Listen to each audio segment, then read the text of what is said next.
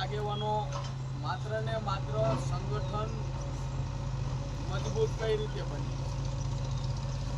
તો કોંગ્રેસના વિચારધારા અને જે સંગઠનના કાર્યકર્તા છે એ વધારેમાં વધારે લોકો વચ્ચે જાય, પૂરી તાકાતથી લોકોની જે તકલીફ છે નાના મોટા પ્રશ્નો માટે પૂરી તાકાતથી લડે, જેથી કરીને આ તાલુકો આમે કોંગ્રેસી છે પણ જે કોંગ્રેસના કાર્યકરોને ભાજપના કાર્યકરો દ્વારા જે ડરાવવામાં આવ્યા છે, આપણે એનો વોટ બનવાનું કે કોઈ પણ નાની મોટી તકલીફ હોય, કોઈ પણ તમને દબાવે તો અમે તમારા માટે લડવા તૈયાર છીએ, તમારે ગભરાવાનું નથી. ગામડે ગામડે જઈને કોંગ્રેસની વિચારધારા સમજાવો એટલે કોંગ્રેસનું સંગઠન મજબૂત થાય છે અને લોકો આપણી સાથે જોડાય છે. આગામી દિવસોની અંદર 2-3 મહિનાની અંદર તાલુકા જિલ્લાની ચૂંટણી આવશે.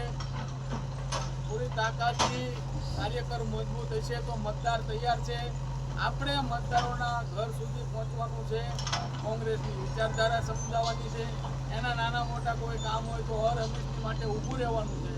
એટલે જેમ અગાઉ વખતે કીધું એમ કાંઈ તકલીફ વાળું નથી, લોકો તૈયાર છે, આપણે એના માટે ઘર સુધી પહોંચવાનું. લગ્નની સિઝન હોવા છતાં ટાઈમ કાઢીને આપ સૌ લોકો આવ્યા તે બદલ તમામનો ખૂબ ખૂબ આભાર.